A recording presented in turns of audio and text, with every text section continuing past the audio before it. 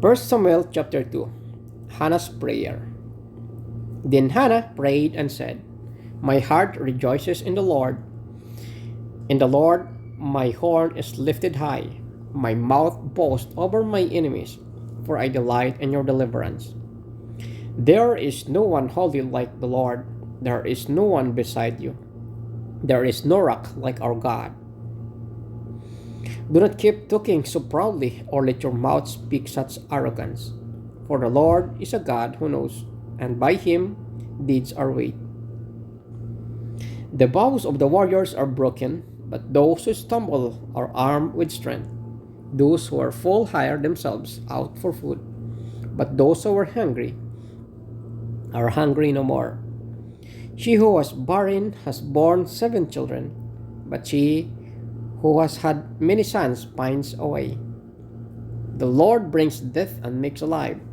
He brings down to the grave and raises up. The Lord sends poverty and wealth.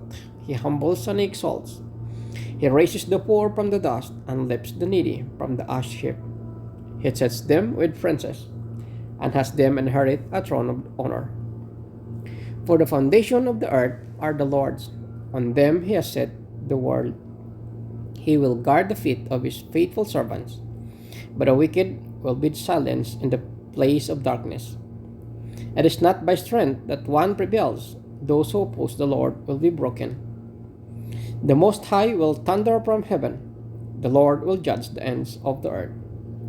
He will give strength to his king and exalt the horn of his anointed. Then Elkanah went home to Ramah, but the boy ministered before the Lord under Eli the priest. Eli's wicked sons. Eli's sons were scoundrels. They had no regard for the Lord.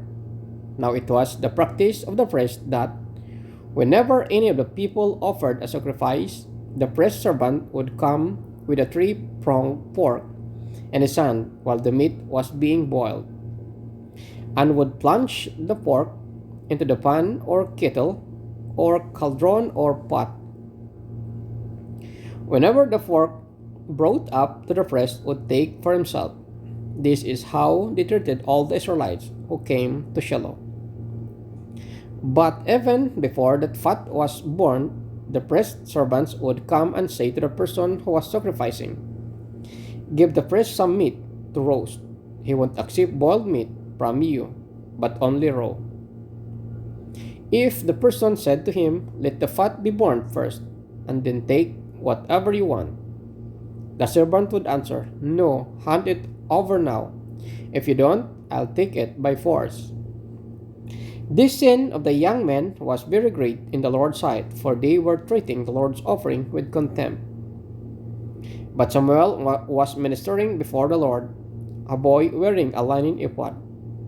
Each year his mother made him a little robe and took it to him when she went up with her husband to offer the annual sacrifice. Eli would bless Elkanah and his wife, saying, "May the Lord give you children by this woman to take the place of the one she prayed for and gave to the Lord." Then they would go home. And the Lord was gracious to Hannah. She gave birth to 3 sons and 2 daughters. Meanwhile, the boy Samuel grew up in the presence of the Lord. Now Eli, who was very old, heard about everything his sons were doing to all Israel and how they slept with a woman who served at the entrance to the tent of meeting. So he said to them, "Why do you do such things? I hear from all the people about these wicked deeds of yours." "No, my sons, the report I hear spreading among the Lord's people is not good. If one person sins against another, God may mediate for the offender. But if anyone sins against the Lord, who will intercede for them?" His sons, however, did not listen to their father's rebuke, for it was the Lord's will to put them to death. And the boy Samuel continued to grow in stature and in favor with the Lord and with people. Prophecy against the house of Eli. Now a man of God came to Eli and said to him, "This is what the Lord says. Did I not clearly reveal myself to your ancestors' family when they were in Egypt under Pharaoh?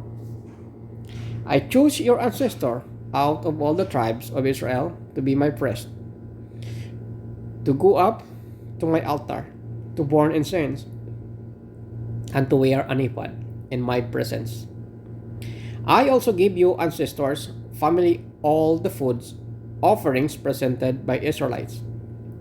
Why do you scorn my sacrifice and offering that I prescribe for my dwelling? Why do you honor your sons more than me by fattening yourselves on the choice parts of every offering made by my people Israel?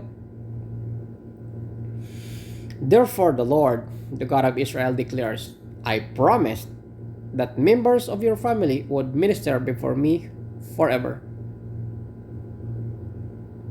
But now the Lord declares, Far be it from me. Those who honor me, I will honor. But those who despise me will be disdained. The time is coming when I will cut short your strength and the strength of your priestly house, so that no one in it will reach old age. And you will see distress in my dwelling, although good will be done to Israel. No one in your family line will ever reach old age. Every one of you that I do not cut off from serving at my altar, I will spare only to destroy your sight and sap your strength. And all your descendants will die in prime of life. And what happens to your two sons, Hophni and Phinehas, will be assigned to you. They will both die on the same day. I will raise up for myself a faithful priest who will do according to what is in my heart and mind. I will firmly establish his priestly house, and they will minister before my anointed one always.